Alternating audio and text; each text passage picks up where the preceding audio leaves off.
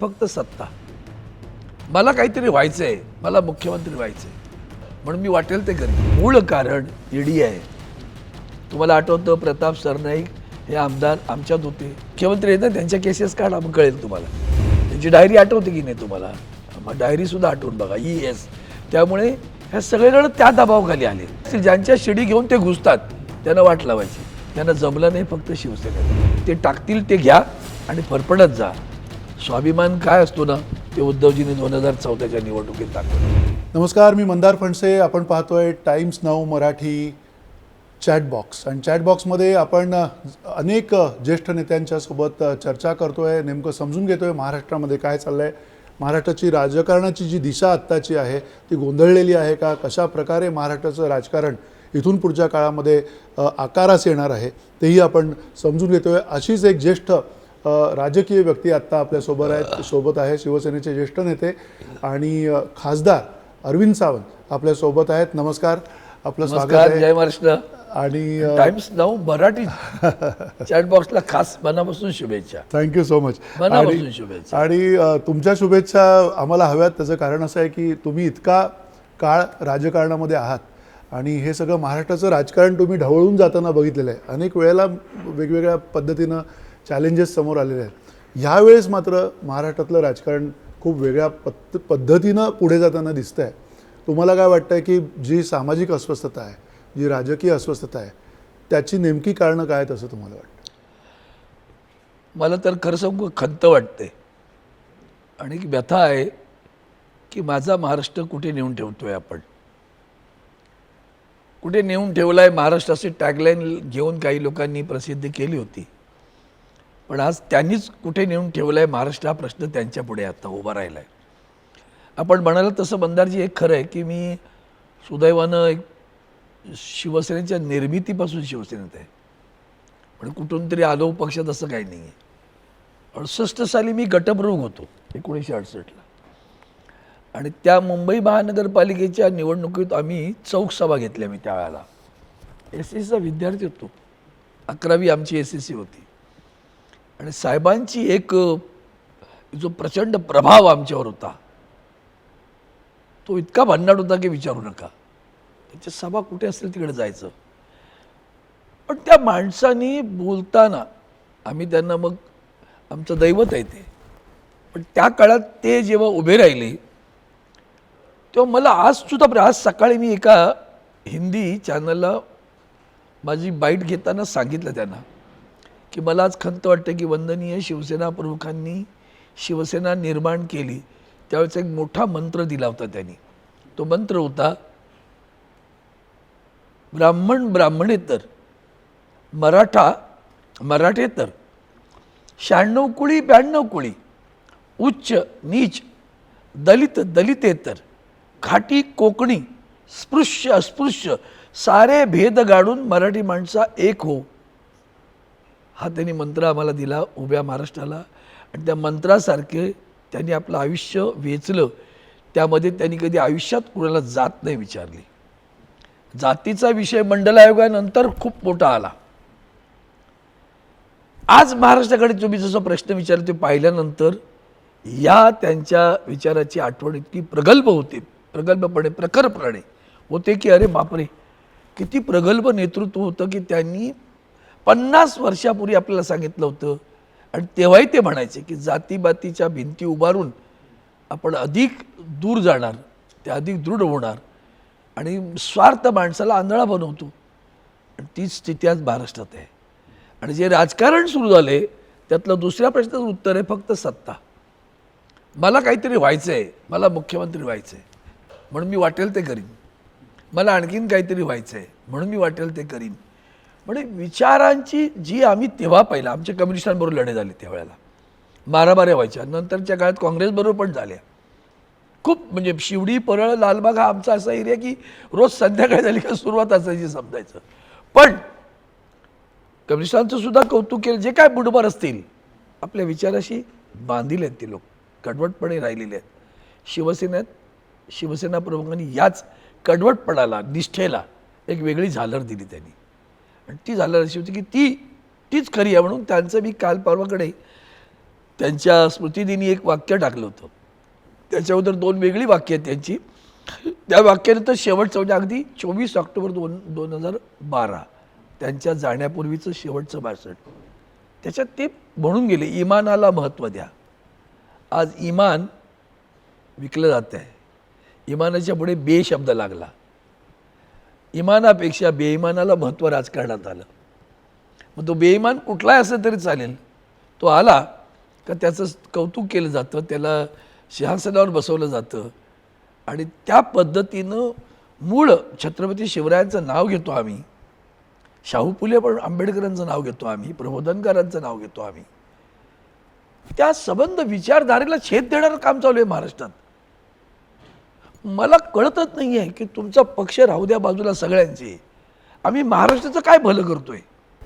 आम्ही राज्यकर्ते होत ना. तुम्हाला वाटत नाही की महाराष्ट्राचं आता काही भलं होत नाही? सगळे मेट्रो चालू आहे, वेगवेगळी इन्फ्रास्ट्रक्चर कामं आपण कधी-कधी तुमच्या वेळेला पण चालू होती. मग 2 वाक्य वापरतो आपण, एक भौतिक आणि आध्यात्मिक असं एक वाक्य वापरतो. ही भौतिक सुख आहेत, त्या सुखातून दुःख किती ओढवून घेतोय पाहतो का आपण? त्या सगळ्या प्रकरणातनं आम्हाला आता मास्क लावून फिरा असं मुंबई महापालिका सांगते. हा आमचा विकास. धुरांडी निर्माण केली, गिरण्यांची धुरांडी बंद झाली, बिल्डरांची धुरांडी सुरू झाली. कधी नव्हे ते नागपुरात पूर आला. बरं, विकासाच्या व्याख्या म्हणजे खरं तर आता इतकी वेळ नाही आहे, पण मला सुद्धा असा प्रश्न येतो, विकासाची व्याख्या काय? तो मानसिकदृष्ट्या किती विकसित झाला?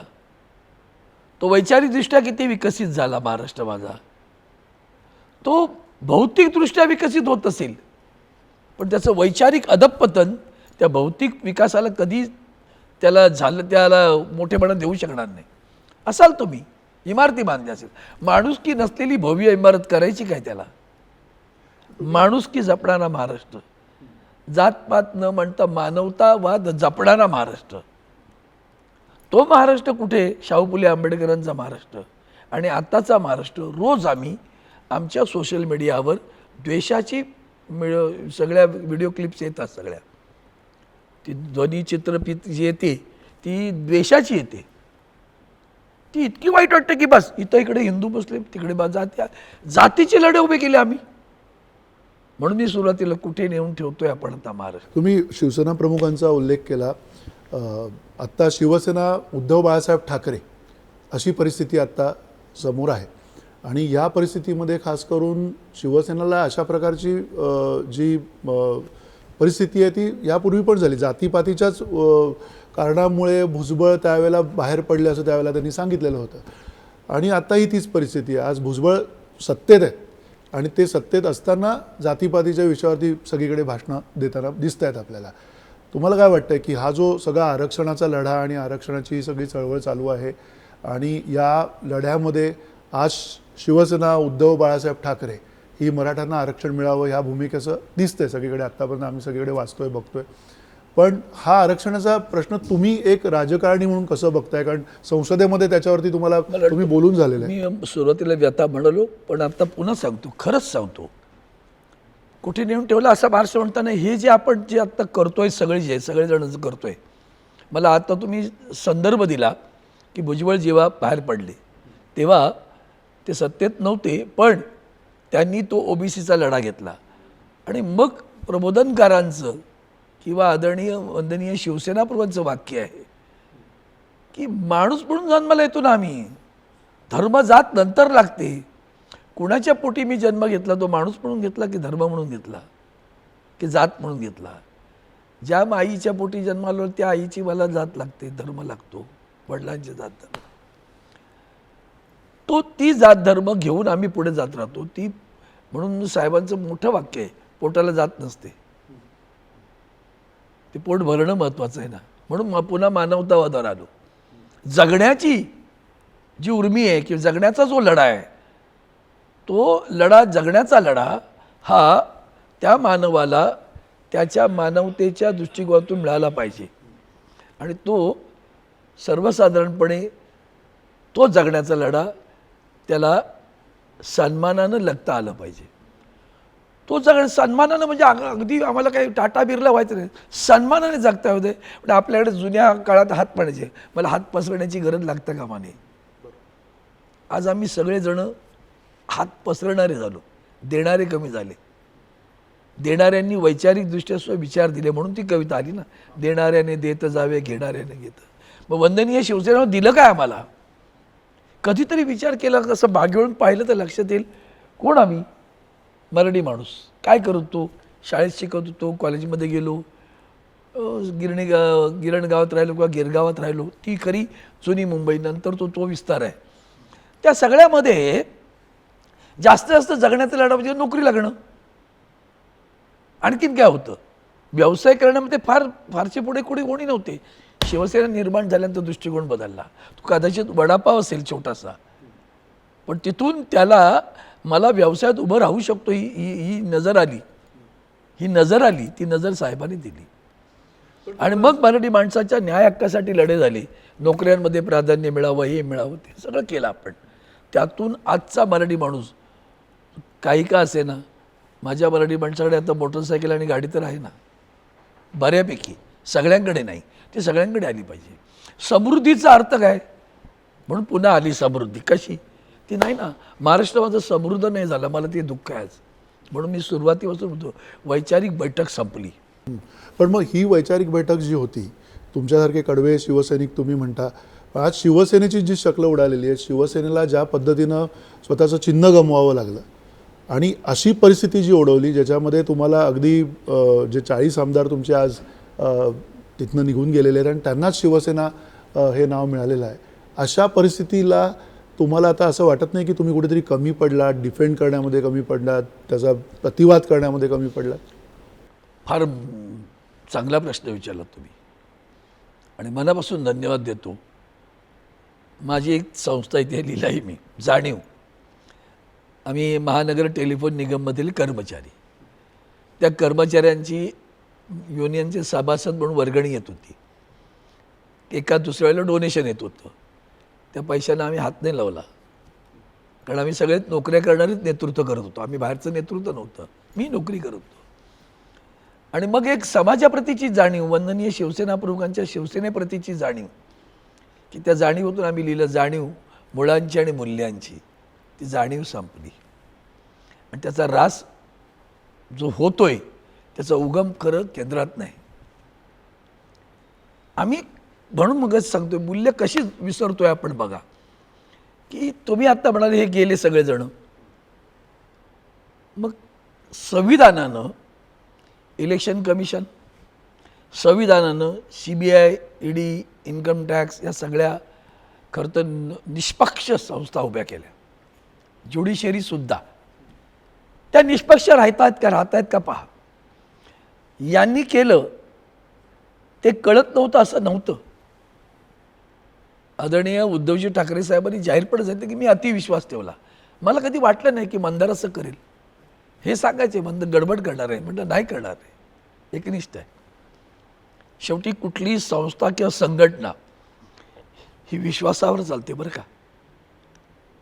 खूप विश्वास असतो एकमेकाबद्दलचा. आम्ही तो सगळा शिवसेना प्रमुखांकडनं घेतला, आमच्या मनात येत नाही कधी. आणि हे जेव्हा, म्हणून मी इमानाला महत्त्व द्यायचा शब्द सुरुवातीला, हे बेईमान होऊन पळाले. माझं म्हणणं होतं त्यांच्यात एवढं धारिष्ट होतं ना, तर मग त्यांनी पक्षाच्या बैठकीत उपस्थित राहून मुद्दा उभा करायला पाहिजे होता. आमदारांच्या बैठकीत तेवढी स्पेस होती का पक्षात? कारण त्यांनी सातत्यानं म्हटलेलं की आम्ही अनेकदा हे सगळे विषय मांडलेले. कधीच घडलं नाही सांगतो मला मी. मग झालं असतं ना गोंधळ काहीतरी, ठीक आहे, बंडाळी झाली असते आतमध्ये. काय झालं असतं?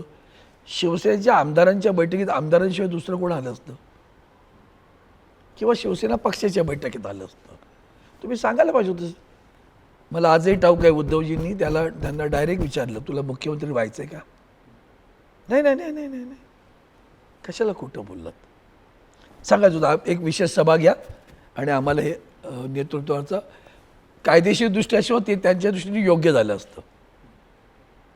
पण मग ते झाली, लक्षात घ्या, ऐका. आणि मग आपण जेव्हा आसऱ्याला जातो कोणाच्या, कुठे गेलात तुम्ही? सुरत, गुवाहाटी, गोवा, कोणाची राज्य आहेत तिथे? सगळी भारतीय जनता पार्टीची राज्य आहेत तिथं. ते सत्ताधारी आहेत तिथं. त्या सत्ताधाऱ्यांनी सर्व सामग्री आणि संरक्षण दोन्ही पुरवलं त्यांना. चार्टर्ड विमानाने फिरतायत तुम्ही सगळेजण. कधीतरी ईडीने विचारलं का हो एवढा पैसा आणला कुठून म्हणून? ते खोके बिके हा तर आहेच मोठा. खोके सरकार खोके पैसे दिले, 40 कोटी दिले, 50 कोटी दिले. ते 50 कोटी दिले कुठून? जेव्हा येते तेव्हा धाड का नाही टाकली यांच्या घरात पैसा आलाय की नाही बघण्यासाठी? काय नाही टाकली धाड? नाही टाकली. मग तुम्ही हे फिरत होता कोणाच्या तरी आश्रयाला जात, ते आश्रय कोणाचे घेतलेत? भारतीय जनता पार्टी. म्हणून मी पुन्हा पुन्हा येतो, हे नैतिकतेचे अधःपतन आहे. तुम्हाला सत्ताच पाहिजे होती ना, आम्ही सोडली नव्हती. मी बघा दोन्ही वेळेला शिवसेना भाजप युतीतून खासदार झालो आणि खासदार झाल्यानंतर आम्ही कधी प्रतारणा नाही केली. जेव्हा दुसऱ्या निवडून तेव्हा मी मंत्री झालो आणि मी स्वतः माननीय गडकरी साहेबांना सुद्धा ह्या विषयावर भेटलेलो आहे. आदरणीय उद्धवजींच्या अनुमतीने भेटलो की मिटवावं म्हणून आम्ही प्रयत्न केले ना. पण मग तुमचं ठरलं होतं जातं, शब्द देऊन फिरवता तुम्ही. तुम्हाला बंधारची जास्त कल्पना आहे, कारण वर्ष सोडून द्या, जो काय अनुभव आहे तुमचा 25. शिवसेना म्हणजे शब्दांची पक्की. एकदा वंदनीय शिवसेना म्हणे शब्द दिला का माघार नाही घ्यायची. 10 वेळा विचार करून शब्द द्या, नाही तर द्यायचा नाही. आणि बोललो ते बोललो. साहेब कधी बोलले? मी बोललोच नाही असं कधी आयुष्यात बोलले का? बोललो. मग तुम्ही शब्द दिलात, तो सुद्धा तो जिव्हारी का लागला आदरणीय उद्धवजींच्या? कारण तो वंदनीय शिवसेना प्रमुखांची मातोश्रीवरील दुसऱ्या मजल्यावर त्यांचा कक्ष आहे, शयनगृह, आणखी बैठकीचा रूम आहे तिथं तुम्ही जाऊन बोललात. ते आम्ही मंदिरासारखं, तिथे आम्ही चपडा वाहना काढून जातो आतमध्ये न पाया पडायला. मग तिथं तुम्ही शब्द दिला, तो शब्द तुम्ही फिरवला. आणखीन एक त्याचा सबळ पुरावा देतो. 2 पुरावे आहेत. एक पुरावा असा की तिथून माननीय अमित शहाजी बाहेर पडले आणि आदरणीय उद्धवजी त्या मातोश्रीच्या दरवाजावर आले. तुम्हाला माहिती आहे तिथं ते उभे राहिले आणि प्रचंड लोक जमलेली. कारण त्यांनी नेस्कोच्या त्या कार्यक्रमात सांगून टाकलं होतं, आमची 25 वर्ष आम्ही सगळी यांच्यावर जी युती केली ती सगळी नासली, ती नासली आमची, असं शब्द वापरला होता. आणि शिवसैनिक चिडलेलाच होता. म्हणून ते त्यांना असं वाटतं हे कशासाठी आले. मग उद्धवजींनी तिथं बोलताना सांगितलं की होय ते आले. त्यांनी सांगितलं, त्यांचं वाक्य आहे अमित शहाचं, तेव्हा ते पक्षाचे अध्यक्ष होते. आणि आमच्या पक्षाला पुन्हा सांगितलं, शब्दावर विश्वास ठेवणारा पक्ष आमचा. आम्ही काय कागद घ्या, लिखाण करा, ड्राफ्ट लिहा, दोघांच्या स्वाक्षऱ्या करा आणि करार करा असले प्रकार केले नाही ना. नहीं, जो हुआ उसको भूल जाओ, गलत हुआ, मैं नए सिरे से फिर अपना हम इकट्ठा आना चाहते.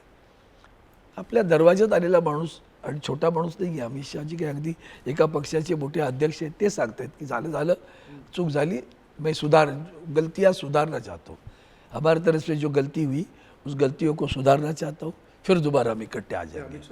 हां, हे त्यांचं वाक्य जशातच सांगतो मला. खाली आल्यानंतर उद्धवजींनी सांगितलं की त्यांनी असं कबूल केलं की आपल्याला मुख्यमंत्रीपद देणार. ते जे काय 2.5 वर्षाचा कार्यकाळ तो मुख्यमंत्रीपद द्यायला त्यांनी तयारी दाखवली. आणि म्हणून मी यांच्यासोबत युती केली. तेव्हा सगळ्या शिवसैनिकांनी टाळ्या मारल्या. आता हे सगळं झालं, निवडणूक झाली. जेव्हा मग कसे आम्ही 56वर आलो. तुम्ही पत्रकार आहात, तुमचा रिपोर्ट असेल, आजही रिपोर्ट असेल तुमच्याकडे. जेव्हा मी खासदार म्हणून लोकसभेत मला मित्र म्हणून विचारायचेच आहे, अरविंद जी क्या होगा, बोलो 200 के नीचे नहीं, भाजपा तो 100 के आगे जाएगी, हम 85-90 के करीब रहेंगे, तो दोनों मिलकर हम लोग 200 तक जाएंगे असं आम्ही सांगायचो. आम्ही 90 पोलिसांचा रिपोर्ट, आम्ही 90वरून 56वर कसे आलो? त्या केसरकरांनाच विचारा, तिकडे आहेत सध्या ते. त्यांना पाडायचा प्रयत्न कोण करायला आलं होतं? गोव्याचे मुख्यमंत्री ठाण मांडून बसले तिकडे, सपत्नीक बसले होते त्यांना त्यांचा पराभव करण्यासाठी. भाजपाची सगळी मंडळी परत तिकडे का गेली? येतो ना त्या मुद्द्यावर, पडली सगळी, बरोबर आहे. आता या सगळ्या प्रकरणामध्ये त्यांना पाडण्यासाठी तिथे तो राजन तेली जिल्हा परिषद अध्यक्ष, त्यांनी बंडखोरी केली भाजपच्या, यांच्या विरोधात केसरकरांच्या. आम्ही म्हणून 56वर आलो. तरीही तो शब्द पाळायला काय हरकत नव्हती तुम्हाला. ज्या शिवसेनेमुळे भारतीय जनता पक्षाची वाढ महाराष्ट्रात झाली, हे त्रिवार सत्य आहे, ही काळ्या दगडावरची रेख आहे. कारण भारतीय जनता पक्षाचं उभ्या महाराष्ट्रात कार्यालयसुद्धा सगळीकडे नव्हती. गावात तर सोडा, तालुक्याच्या ठिकाणी पण नव्हती. शिवसेना होती. आज वंदनीय शिवसेना प्रमुखांनी यांना मोठं केलं. मुंडे आणखीन महाजनांना शिवसेनेचं व्यासपीठ उपलब्ध करून द्यायचं. साहेबांच्या सभा लाखांनी व्हायच्या, यांच्या सभा गगनातीरावर व्हायच्या. नाशिकच्या 15,000 लोक उपस्थित आहेत, त्यांना लाखांच्या सभा कोणी दिल्या? साहेबांनी दिला ना व्यासपीठ उपलब्ध करून, आणि मोठं केलं, त्यांचं नाव कौतुक केलं. हे प्रेम आहे ना, त्या प्रेमामध्ये अशी खोट ठेवत नसत साहेब. काहीतरी मनात किलिमिश आहे, हे उद्या गडबड, असं मनात त्यांच्या कधी आलेलं नाही ना. यांच्या मनात होतं हे 100% भाजपा बनायचे. फरक लक्षात घ्या. आम्ही नाही कधी त्यांनी तर ते उघड उघड म्हटलं होतं, त्यांनी म्हटलं होतं ना. शिवसेनेपासून लपवलं नव्हतं ना, ते मान्यच आहे ना. म्हणायचे, लक्षात घ्या, साहेब असताना सुद्धा म्हणत होते 100% भाजपा. तेव्हा यांची पावलं कळायला लागली उशिरानं की हे असं असं करण्याचा प्रयत्न करतायत. मला अजून आठवतं 95च्या मी जळगावचं समिती गिरीश महाजन जी जागा द्यायला तयार नव्हतो. माझं जोरदार संघर्ष झाला. ती शेवटच्या क्षणी जागा दिली. ती 171 117 असा जो काय आकडा आला. मग ठाण्याची एक जागा आनंद दिघे साहेब पकडून होते, मी इकडे जामनेरची जागा पकडून होतो. कारण आमचे मनोहर पाटील नावाचे आमचा जो उमेदवार होतो तो जेमतेम 1200 मतांनी पडला होता अगोदर, म्हणून ती जागा सोडणार नव्हतो.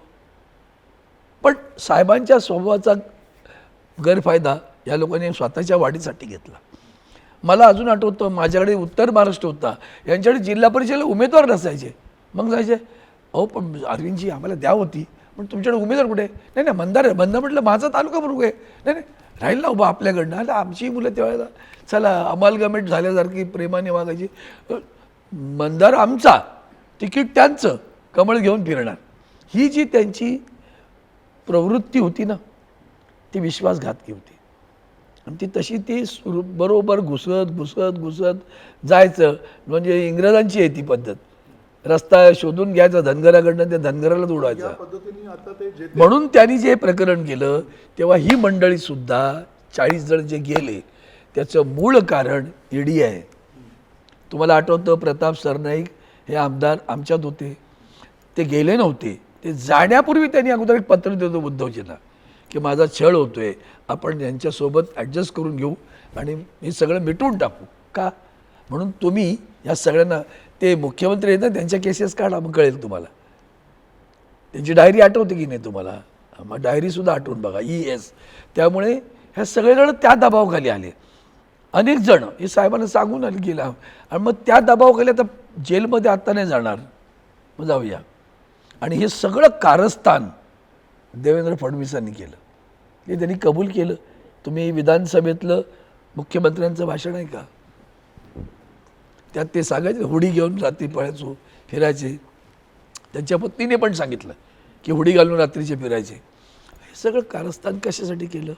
तर मूळ नुसती सत्ता नाही आहे. हिंदुत्वाच्या मुद्द्यावर देशामधला जर प्रभावी कुठला दुसरा पक्ष असेल तर तो शिवसेना आहे. त्याचं अस्तित्व बघा तुम्ही बाकीच्यांची काय वाट लावली आहे त्यांनी. जिथं जिथं त्यांनी ज्यांच्याशी युती केली, मग ते अकाली दल असू द्या किंवा महाराष्ट्र गोमांतकवादी पक्ष असू द्या, गोव्यातला, कुठे अस्तित्व आहेत का त्यांची? त्या आंध्रामधलं प्रकरण बघा, चंद्रबाबू नायडूंची अवस्था काय आहे बघा. 5 वर्षात त्यांना डोकं वर काढू दिलं का बघा. त्यांची वाट लागलीची लागली. जेवढे असतील ज्यांच्या शिडी घेऊन ते घुसतात त्यांना वाट लावायची. त्यांना जमलं नाही फक्त शिवसेनेबरोबर. तो प्रयत्न त्यांनी केला. त्यांना असं वाटलं होतं की आदरणीय उद्धवजी ठाकरे साहेब हे मवाळ आहेत स्वभावानं, आणि वंदनीय शिवसेना प्रमुख नाही आहेत आत्ता. लक्षात घेण्याची गोष्ट आहे बरं. 2014ला लोकसभा आम्ही एकत्र लढलो, आणि पाठोपाठ आलेल्या विधानसभेला युती तुटली, तोडली आम्ही. त्यांनी आम्हाला डाऊनसाईज करायचा डायरेक्ट प्रयत्न करून टाकला. आम्ही 171 117 लढत हो की नाही. मग तुम्हाला आम्ही 144 देऊ, 35 देऊ, तुम्हाला आम्ही देऊ, ते देणार आणि आम्ही घेणार. आम्ही घेणारे झालो देणाऱ्याच्या ऐवजी. ते टाकतील ते घ्या आणि फरफडत जा. स्वाभिमान काय असतो ना, ते उद्धवजीने 2014च्या निवडणुकीत दाखवलं. एकट्याच्या जीवावर लढले. आमच्यासोबत रामदास आठवले काय भाजपात नव्हते गेले, ते शिवसेनेकडे आले होते. शिवशक्ती भीमशक्ती नारा होता, आठवण बघा. जानकर ही सगळी मंडळी तिकडे गेली निघून. उद्धवजी एकटे राहिले, आणि उद्धवजींसोबत राहिला वंदनीय शिवसेना प्रमुखांचा निष्ठावंत शिवसैनिक. एकट्याच्या जीवावर 63 आमदार निवडून आणले त्यांनी. तो शिवसैनिक अजूनही आहे बरोबर असं तुमचं? कडवट आहे ना, त्यांची घोषणा बघितली की नाही, जेव्हा शिवसेना पक्षाची परिस्थिती बिकट तेव्हा आम्ही तिखट असे म्हणतात ते ज्येष्ठ शिवसैनिक. हे सगळे मुंबईतलेच शिवसेनिक म्हणतात की ग्रामीण बाकी भागात. ठाणे आणि ग्रामीण अगदी भागात अगदी ग्रामीण भागात तुम्ही ठाणे बिण्यातले जे काय आहे ना ते सगळं वरपागी दिसते तो संत पुराव, खाली काय आहे ते बघा. Volcanic reactions will be there, अशा येतील त्या लावा रसासारख्या बाहेर येतील पटकन. बाकी ते बघा तुम्ही, लोक शांत राहून पाहतायत. बरं, लोकांना आवडलं नाही ज्या पद्धतीनं तुम्ही निवडणूक होती ना, संजय राऊतांना साहेबांना पण पाडण्याचा प्रयत्न होता, तो जमला नाही. पण त्या बिचाऱ्या गरीब संजय पवारचा तुम्ही एका निष्ठावंत शिवसैनिकाचा त्या पराभव केला तुम्ही त्या तिथं विधान परिषद, गेलात निघून. ही पुण्याचा संचय नाही बरं तुमच्याकडे, त्यांनी गैरसमज काढून टाकावा. हा पुण्य संचय नाही. नाही, पण एक जो सगळ्यात मोठा आक्षेप होता की एकतर उद्धव ठाकरे यांच्या अवतीभोवतीची माणसं त्यांना कोणाला भेटू देत नव्हती, त्या काळामध्ये कम्युनिकेशन होत नव्हतं, संवाद होत नव्हता आणि स्वतः पक्षप्रमुख उद्धव ठाकरे हे बाहेर पडत नव्हते. हा जो एक आरोपाचा भाग आहे. आणि दुसरा, राष्ट्रवादी ही जास्ती अग्रेसिव्ह झालेली आणि त्याच्यामुळे कुठेतरी पिछाड होते म्हणून त्यांना कंटाळून हे सगळेजण जातात.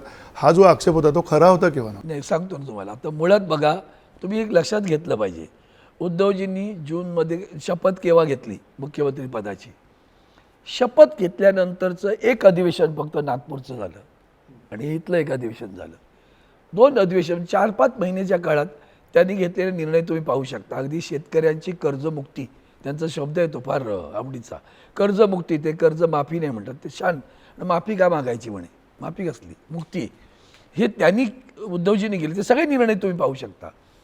बरं, तुम्हाला जर असं वाटत होतं ना की काँग्रेसबरोबर जाऊ नये, मग तुम्ही तेव्हा का नाही विरोध केला? कारण तुम्हाला आशा होती की तुम्ही कदाचित मुख्यमंत्री व्हाल. आणि मुख्यमंत्री ते का नाही झाले हे मला वाटतं काल परवाकडे सुद्धा उद्धवजींनी तिथं एका कार्यक्रमात आले होते. त्या सकाळच्या कॉर्पोरेट संपादकांच्या पुस्तकाचं उद्घाटन करायला, ते प्रकाशन करायला ते आले होते. तेव्हा ते म्हणाले ह्याला कारणीभूत शरद पवार साहेबांकडे हात दाखवला. तरी मी मुख्यमंत्री झाला ह्याला कारणीभूत ते आहेत पुढे. त्याच्यात अंतर्गत न जाण्यामध्ये त्यांना असं वाटलं की बाबा काँग्रेसमध्ये पृथ्वीराज चव्हाण आहेत, अशोक चव्हाण आहेत, एवढे मोठे दिग्गज मुख्यमंत्री पदावर राहिलेली माणसं आहेत. आणि इकडच्या बाजूला अजितदादा आहेत, आणखीन सगळी दिग्गज माणसं, दिलीप वळसे आहेत, सगळीजण आहेत. मग या सगळ्यांनाचं नेतृत्व करायला तुमच्याकडे असतील तेच, अरविंद सावंत असेल, मोठा वाटतो असं नाही आहे, तो त्यांना मोठा वाटला पाहिजे ना. आमच्यासाठी तो मोठाच आहे आमचा माणूस, पण तो त्यांना वाटत नव्हता. आणि ते इनएक्सपिरियन्स, अनुभवी नव्हते अशा सगळ्या हे सगळे अनुभव आहेत ना सत्ताधारी. मग त्यांच्यावर कसं म्हणून तुम्ही घ्या म्हणून त्यांना घ्यायला लावलं. त्यांच्या स्वप्नात पण नव्हतं की मी मुख्यमंत्री होईन. मग असं आलं की ठीक आहे ना, एवढं अंगावर आलं तर घेऊन जबाबदारी घेऊ. पुढे बिघडलं, घेतली जबाबदारी. पण त्याच्या पलीकडे मी म्हणतो, समजा घेतलं, तुम्हाला दुःख होण्याचं कारण काय? ज्या वंदनीय शिवसेना प्रमुखांनी शिवसेना निर्माण केली, ज्यांनी उभ्या महाराष्ट्रातील मराठी सर्वसामान्य मुलांना इतकं मोठं केलं, म्हणजे रिक्षा चालक आमचा नगराध्यक्ष झाला शिर्डीचा, काही मुख्यमंत्री पदापर्यंत गेले सगळे, ही पदं मिळाली. आमच्यासारखी छोटी मोठी माणसं, नोकऱ्या करणारी माणसं आमदार झाली, खासदार झाली, मंत्री झाली. हा चमत्कार नाही वाटत तुम्हाला का? आमच्याकडे काही पिढीजात कोण होतं घरामध्ये? कोण आमच्यातला आहे की ज्याच्याकडे पिढीजात, त्याच्या घरी सगळेजण मंत्री संत्री आमदार? का आमच्यातलं कोण नाही ना असं? पहिली पिढी पण बघा ना तुम्ही, अगदी पहिली रँकसुद्धा, अगदी दत्ताजी साळवी घ्या, मनोहर जोशी घ्या, सुधीर जोशी घ्या, सुभाष देसाई घ्या, दत्ताजी नलावडे घ्या, प्रमोद नवलकर घ्या, वामनराव महाडिक घ्या, यांचं कोणाचं आईबाप तिकडे राजकारणात होते?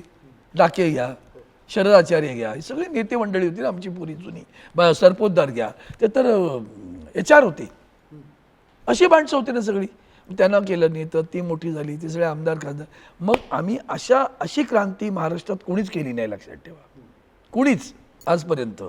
ती क्रांती ज्यांनी केली, ज्यांनी स्वतःसाठी काय, त्यांनी ते अख्खा ठाकरे परिवार, म्हणजे जसं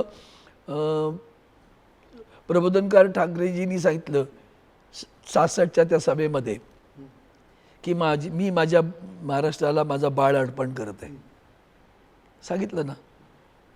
त्यांनी आपला मुलगा अर्पण करून त्याला समर्पित जीवन जगले साहेब. त्या घराण्यातलं कोणी घेतलं हो? ते जरी गेले आमच्याकडनं, ते त्यांना दिलं का, उद्धवजींना दिलं होतं का, आणखी कोणा. पण मग नव्या पिढीला वाटलं अरे, आणि घेतलं, त्यांनी घेतलं, तर तुम्हाला आनंदच व्हायला पाहिजे ना. आयुष्यभर त्यांनी काय मोठं बनवण्याचा कारखाना काढला का आम्हाला, त्यांच्यातलं कुठेतरी घेतलं, बिघडलं कुठं.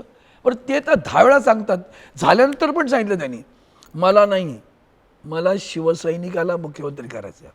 हा मी शब्द वंदनीय शिवसेना प्रमुखांना दिला आहे, तो शब्द मी खरा काढणार. म्हणजे ते स्वतः मुख्यमंत्री झाले याचं समाधान नाही आहे, त्यांना आनंद नाही आहे.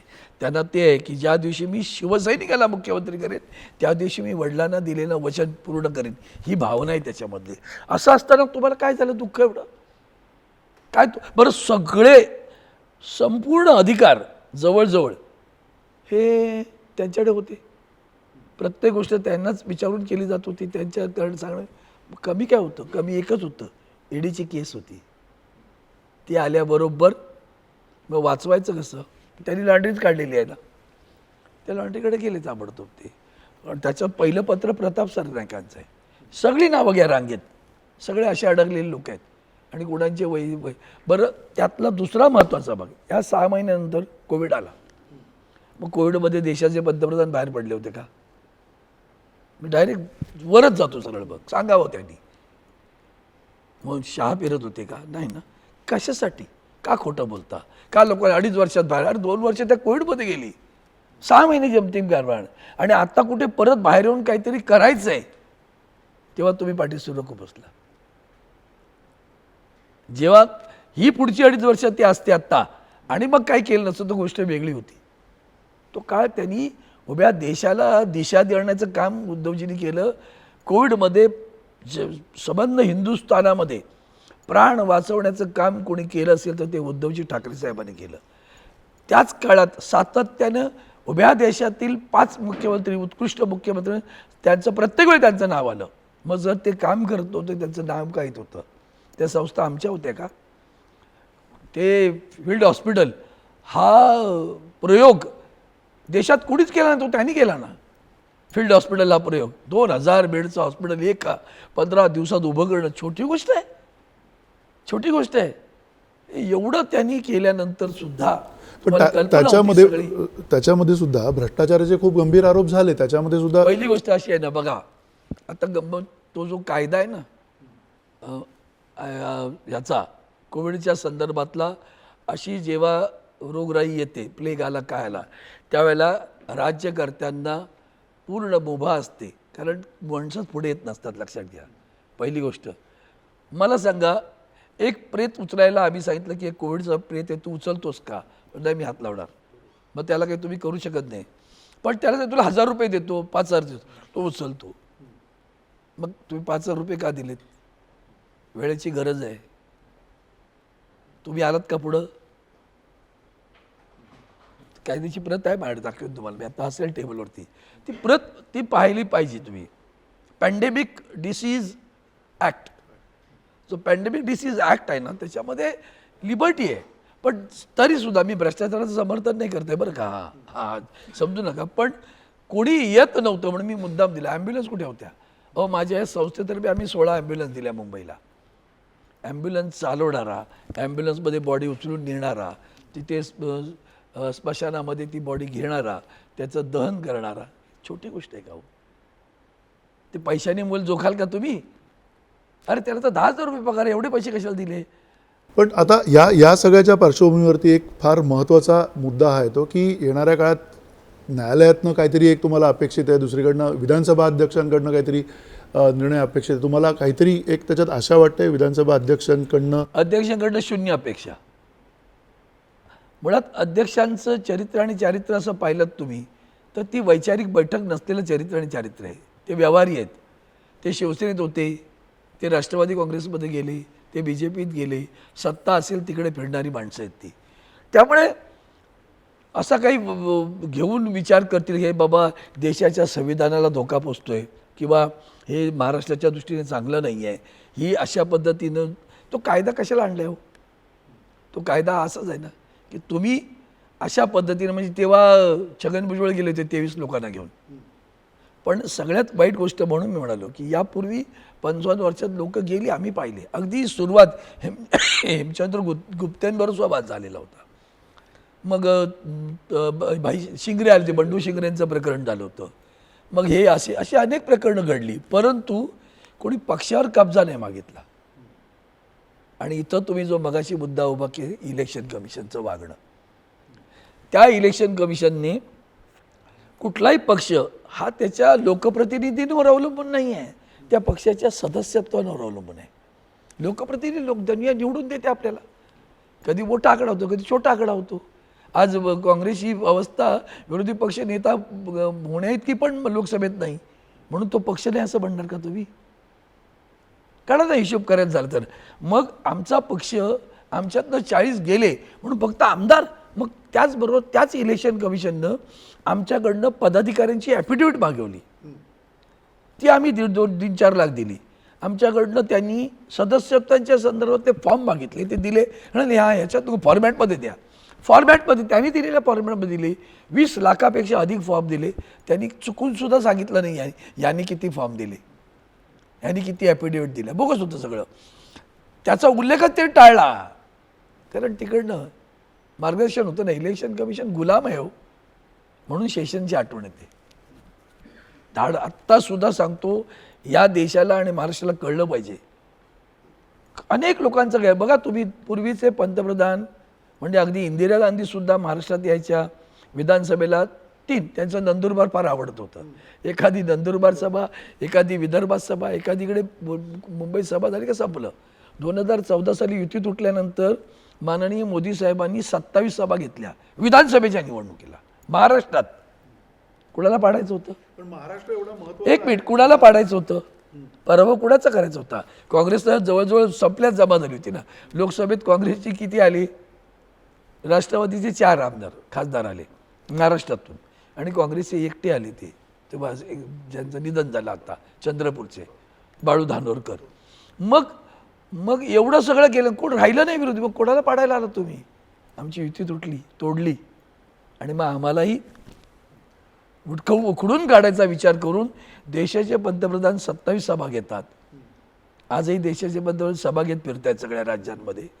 महाराष्ट्राला आणि देशातल्या अनेक लोकांनाही माहिती नसेल की देशाचे पंतप्रधान या सभांना जातात तेव्हा देशाचा पैसा खर्च होतो, पक्षाचा नाही. म्हणजे देशाच्या, म्हणजे तुम्हा आम्हा सर्वांच्या पैशावर ते भाजपचा प्रचार करतात. कशात बसतो? शेषांनी ताळ्यावर आणलं होतं त्यांना इलेक्शन कमिशनने. तेव्हा काँग्रेस होती, त्यांची एकदम घबराट झाली होती. आता करा, पाहिजे तेवढ्या सभा घ्या, पैसा आमचा, प्रचार भाजपचा. हे कशात बसतं? Ethics committee. What is that ethics committee? बघा काय एथिक्स आहेत बघा. एक महत्त्वाचा प्रश्न शेवटाकडे आपण या चॅट बॉक्समध्ये गप्पा मारताना मोकळेपणाने विचारतोय तुम्हाला, की येणाऱ्या काळातली ही जी काही सगळी आघाडीची परिस्थिती आहे, खास करून महाविकास आघाडी आपण म्हटलं, शरद पवार असतील, उद्धव ठाकरे असतील, काँग्रेस आहे, आणि अर्थातच प्रकाश आंबेडकरांचं भारिप बहुजन, तर या सगळ्या एकूण वंचित बहुजन आघाडी, तर या सगळ्या एकूण पार्श्वभूमीवरती तुम्हाला असं वाटतं की ही खूप शकलं झालेली आहेत आणि त्याच्यामुळे अधिक विकलांग अवस्था आलेली आहे विरोधकांकडे, आणि आत्ता सत्तेमध्ये जे लोक आहेत ते अधिक जास्ती स्ट्रॉंग आहेत त्याच्यामधनं? कारण आत्ताच्या या जिल्हा परिषद निवडणुकांमध्ये पण त्याच पद्धतीचं वातावरण. जिल्हा परिषद नाही झाल्या, ग्रामपंचायती झाल्या, आणि ग्रामपंचायतीच्या निवडणुका या पक्षचिन्हावर होत नाही. कोणी कोणालाही क्लेम करत राहतो, आणि त्या निवडणुका वेगळ्या पद्धतीच्या असतात. गावातली वेगळी राजकारण, नाती गोती, हे सगळं प्रकरण असतं त्याच्यामध्ये. मूळ मुद्दा विकलांगावरही नाही झालं. मूळ मुद्दा आज देशाच्या लोकशाहीवर हल्ला आहे. म्हणून मी मगाशी त्या संस्थांची नावं घेतली. त्या संस्था आज स्वतंत्रपणे काम करत नाहीत. ते सगळे पोपट आहेत पिंजऱ्यातले. आणि दुसऱ्या बाजूला संविधानाला धोका पोचतोय. संविधानाची सुद्धा आम्ही त्याची आब राखत नाही आहे, संविधानाचा सुद्धा. आणि अशा प्रकारचं वातावरण असल्यामुळे संविधानाचं संरक्षण करावं, देशाच्या लोकशाहीचं संरक्षण करावं, या भावनेनं आम्ही सगळेजण एकत्र आलो आहे. तुम्ही पाहिलं पाहिजे मणिपूरकडे किती दुर्लक्ष होतं आहे ते बघा. आजही देशाचे पंतप्रधान गंभीर आहेत का? आता तर बातम्या येणं टळलं. म्हणजे तुम्हा चॅनलला का त्यानं प्रतिबंध केला असेल, आता जाऊच नका तिकडं. मी स्वतः मणिपूरमध्ये जाऊन आलो आहे, म्हणून अधिकारवाणीने सांगतो. मी तेव्हाच बोललो, एक राज्य मी पूर्णपणे दुभंगलेलं पाहिलं. आणि त्या राज्यामध्ये एक नवीन सीमा तयार झाली. एका समाजाची माणसं त्या सीमारेषेच्या पलीकडे जाऊ शकत नाही. दुसऱ्या समाजाची माणसं त्या सीमारेषे इकडे येऊ शकत नाहीत. आलीच तर जगतील याची शाश्वती नाही. काय कोणी पेरलं? सत्ता तुमची आहे बरं मणिपूरमध्ये, भाजपचा मुख्यमंत्री आहे. हेच जर दुसऱ्या राज्यात दुसऱ्या प्रकारचे कोणी मुख्यमंत्री असते तर त्यांचा मुख्यमंत्री एवढ्यात त्यांचं केंद्र शासन लागलं असतं की नाही? राष्ट्रपती राजवट लागली असती की नाही? त्यांचा राजीनामा घेतला असता की नाही? काय मणिपूरमध्ये सांगा तुम्ही. आणि तुम्ही आत्ता जे म्हणालात, तुम्हाला लोकांनी कर्नाटकात दाखवून दिलंय. थोडंसं प्रीमॅच्युअर होईल. या जी 5 राज्यांच्या निवडणुका आहेत ना, त्या निवडणुकांचे निकाल येऊ द्या. लोकांना आता कळायला लागलंय की मूलभूत प्रश्नाकडून आपण दुसरीकडे वाहत जातोय. म्हणून मूलभूत प्रश्न काय आहेत? तर ते बेरोजगारी आहे. मूलभूत प्रश्न काय आहेत? कालचा दिवस होता, मॅच होती आपली, विसरलो. कालच्याच दिवशी 19 नोव्हेंबर देशाच्या पंतप्रधानांनी शेतकऱ्यांसाठी केलेले अमानुष कायदे मागे घेतले, माफी मागितली. मैं क्षमा चाहता हूँ और किसानों के लिए बनाए हुए कानून को वापस लेता हूँ. हे कालच्या दिवसाचं वाक्य आहे त्यांचं. गेल्या वर्षी 600-700 शेतकरी मेल्यानंतर, नोटाबंदीत किती माणसं मेली, या आंदोलनात किती माणसं मेली, रेल्वेच्या अपघातात किती माणसं मेली, दिला का रेल्वेच्या मंत्र्यांनी राजीनामा? एक व्यक्ती गेल्या होते, लालबहादूर शास्त्रींनी राजीनामा दिला होता. आणि म्हणून या सगळ्या प्रकरणामध्ये केंद्र सरकार फक्त सत्ता, आणि ती त्यांना केंद्रातली सत्ता का अधिक हवी आहे त्याचं कारण एक आहे की या सगळ्या संस्था बटीक म्हणून वागू शकतात आणि त्यांचा गैरवापर करून सगळ्या राज्यांना आम्ही गुलाम म्हणून वागू शकतो हे लक्षात आले.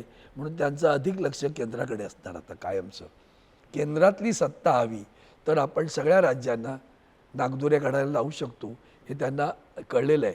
आणि त्यातून देशाचं काय होईल याची चिंता कोणी करत नाही, याची चिंता आहे आम्हाला. तुम्ही बघा, तुम्ही कोणी असू द्या, मी निव्वळ राजकीय नाही भाष्य शिवसैनिक म्हणून, पण त्याच्या पलीकडे सांगतो काय देशाचं होणार विचार करा आपण. काश्मीरमध्ये 370 आम्ही रद्द केला, आम्हाला आनंद झाला. आले का आमचे हिंदू पुन्हा ते झाले का तिथे स्थिरस्थावर घरात आले? नाही आले. आम्ही रोज हिंदू मुस्लिम, आणि आता तर देशाचे पंतप्रधानांनी छत्तीसगडमध्ये भाषण केलं की मैं ओबीसी हूँ. अरे देशाचा पंतप्रधान जात सांगतो. तुम्ही देशाचे पंतप्रधान आहात, तुम्ही गुजरातचे नाही, ते लक्षात घ्या. आणि महाराष्ट्राची वाट लागते, मुंबईची तर वाट लावण्याचं ठरवलंच आहे. म्हणजे अदानी असू द्यात, अंबानी असू द्यात, तुमचे सगळे उद्योग बाहेर गेले महाराष्ट्रात. बेरोजगारांचा प्रश्न आहे, शेतकऱ्यांचा प्रश्न आहे. शेतकरी आजही आत्महत्या करतोय. नैसर्गिक आपत्ती आहेच, पण जे आपण म्हणतो ना आसमानी और सुल्तानी, आसमानी संकट तो चल रहा है, सुल्तानी कारोबार चल रहा है. किसान मर रहे हैं, बेरोजगार मर रहे हैं, महिलाओं के अत्याचार आज भी वैसे ही चालू आहे. काही थांबलेलं नाही, लक्षात घ्या. मग हे प्रश्न सोडून जातीपातीचे लढे उभे करणं म्हणजे आपण बाजूला डायव्हर्ट झालो, मग ते जास्त प्रभावी होतात ना आपल्या पण पोटाला. हे आत्ताचे जातीपातीचे जे लढे आहेत किंवा ज्या पद्धतीने आरक्षणाचे लढे आहेत, तुम्हाला असं वाटतं की हे राजकीयदृष्ट्या उभे राहिलेत की खरंच ते लढे 100% त्यांच्या बळावरती उभे आहेत? न्यायिकदृष्ट्या सुरुवात होती, राजकीयदृष्ट्या पुढे गेले. भुजबळ म्हणतात की कोणीतरी त्याच्या मागे षडयंत्र केलेलं आहे. मग आहे ना, मूळ मुद्दा आहे ना, मला सांगा ना. म्हणून आम्ही काल आदरणीय उद्धवजींच्या मार्गदर्शनानुसार माननीय संजय राऊतजींच्या नेतृत्वाखाली आम्ही तिथं राष्ट्रपतींना भेटलो. आणि तुम्ही आत्ताही यूट्यूबवर जा आणि माझं नाव छापा. मराठ्यांच्या आरक्षणासाठी, धनगरांच्या आरक्षणासाठी सातत्यानं महाराष्ट्राचा बोलणारा खासदार तुम्हाला फक्त अरविंद सावंत दिसेल. सतत मांडत आलो बरं का. आणि त्यात मी हे सातत्यानं माननीय अगदी युतीत असताना, आता तर 2018ला माझं तुम्हाला भाषण मिळेल लोकसभेत. मी म्हटलं अहो तुम्ही एकदाच काय ते करा. तामिळनाडूने 69% केलं, आता काल परवा ते 75 टिकतं की नाही माहिती नाही, ते यांनी 75 केलं, आता बिहारने. तुम्ही 50% आरक्षणाची जी इंदिरा साहनीची केस घेऊन सातत्यानं सुप्रीम कोर्ट सांगतं की नाही करता येणार, मग काय करणार तुम्ही? कशाला लढे लावता? 40 दिवसात करतो सांगितलं होतं ना देवेंद्रजींनी. आमची सत्ता आहे उद्या 40 दिवसात करतो. काय झालं 40 दिवसात? नाही करू शकलात ना. त्याला घटनादुरुस्तीची आवश्यकता आहे. तुम्ही घटनादुरुस्ती करून मर्यादा वाढवा आणि एकदा त्या राज्यांना सांगा. अशी मी व्यक्तिशः मागणी केली आहे की तुम्ही राज्यांना सांगा की हे वरचे 20% किंवा आम्ही वाढवतोय 50 ते 70, त्या 70मध्ये तुमच्या राज्यातली एकही वंचित जात राहता कामा नये. कुठलाही वंचित जातच नव्हे तर तो मागास असलेला, नुसता वंचित नव्हे तो मागास आहे, त्या मागास माणसाला हात द्या आणि त्याच्या लोकसंख्येच्या प्रमाणात ती आरक्षणाचं वाटप करा आणि कायमचा हा आरक्षणाचा मुद्दा संपवा अशी मागणी लोकसभेत मी केली. त्याचा पुरावा तुम्ही एक शेवटचा प्रश्न तुम्हाला हाच विचारायचा की येणाऱ्या लोकसभेमध्ये तुम्हाला असं वाटतं की महाराष्ट्रामध्ये महाविकास आघाडी तेवढी प्रबळपणे या सगळ्याचा सामना करू शकेल? खास करून नरेंद्र मोदी, भाजप, आता शिंदे आहेत, एकत्र आहेत, तर अजित पवार त्यांच्यासोबत आता आलेले आहेत. काही फरक पडणार नाही. शेवटी क्रांती कोण करतं? जनता की पाहिजे. तुम्ही श्रीलंकेत झाली, सत्ता होती ना, पळून जावं लागलं हो देशाच्या पंतप्रधानाला घरातून. लोक रस्त्या म्हणून मला कधी ती वाईट आहे, ते होऊ नये असं आहे की देश अराजकाच्या उंबरठ्यावर आहे बरं का. आणि वंदनीय शिवसेना म्हणून सांगत होते अराजकाकडे वाटचाल चालली. ती ही अराजकाची बीजं पेरली जात आहेत आणि सारी बीजं द्वेषाची आहेत, एकतेची नाही. एकतेची बीजं नाही पेरत होतो आम्ही, द्वेषाची बीजं पेरतोय. आणि त्याच्यावर आमची सत्ता विषवल्ली आहे. ती तुमची सत्ता ही विषवल्ली आहे. त्या विषयाची आलेली वृक्ष आहे तो. तुम्ही किती नाचलात तर जनता तुम्हाला जागे दाखवत चालल्याशी राहणार. तुम्ही साधी गोष्ट घ्या. तुम्ही आत्ता प्रश्न विचारचा एकच उत्तर देतो. मुंबई महापालिकेची निवडणूक का नाही लावत? एवढा जर त्यांना असं वाटतं की आम्ही विकलांग आहोत, तर जर विकलांग असू तर मुंबई महापालिकेच्या, जिल्हा परिषदांच्या, स्थानिक स्वराज्य संस्थांच्या निवडणुका आजही लावत नाहीत. दादा खोटं बोलणं म्हणजे आमचं सरकार असताना उद्धवजींना त्रास देणं, हाच मराठा आरक्षणावरनं त्रास दिला. थोडं मोठं आंदोलन केलं तेव्हा 40 दिवसात सांगितलं. हेच उद्धवजी साहेब सत्तेवर असताना त्या एसटीच्या लोकांना हुसकावलं आणि सांगून टाकलं. ते दोघं जण नाचे जायचे त्यांचे, ते पडाळकर आणखीन खोत, ते कुठे विचारत आहे ना जरा जाऊन. हो ते विलिनीकरणाचं काय झालं? टाळ वाजवा जरा एकदा. तेही सांगतात टाळ वाजवा, झांजा वाजवा. तुम्ही टाळ वाजवले, त्या एसटीच्या लोकांचं काय झालं? झालं का विलिनीकरण? करता येईल. तुमचं सरकार करत नाही असं उद्धवजींबद्दल बोलत होता ना, आता का नाही करत? हे असे अनेक प्रश्न आहेत. फक्त सत्तेसाठी नासवणं. दूध नका रे नासू, जमलं तर साखर टाका पण मिठाचा खडा टाकू नका. महाराष्ट्र नासू नका, एवढंच मला यांनी. धन्यवाद. अरविंद सावंत ज्या मनमोकळेपणाने आपल्याशी बोललेले आहेत आणि खास करून मुलुख मैदान तोफ आहे शिवसेना उद्धव बाळासाहेब ठाकरे गटाची आणि त्यांच्याकडून येणाऱ्या काळामध्ये सुद्धा अशाच पद्धतीचं नेतृत्व अपेक्षित आहे.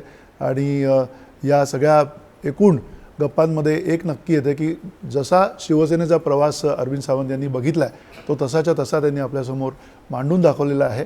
आणि या निमित्तानं ही अशीच गप्पांची मैफल जी आहे ती आपण पुन्हा एकदा इथून पुढे अशाच ज्येष्ठ नेत्यांसोबत सुरू ठेवणार आहोत. तोपर्यंत नमस्कार. धन्यवाद. जय महाराष्ट्र.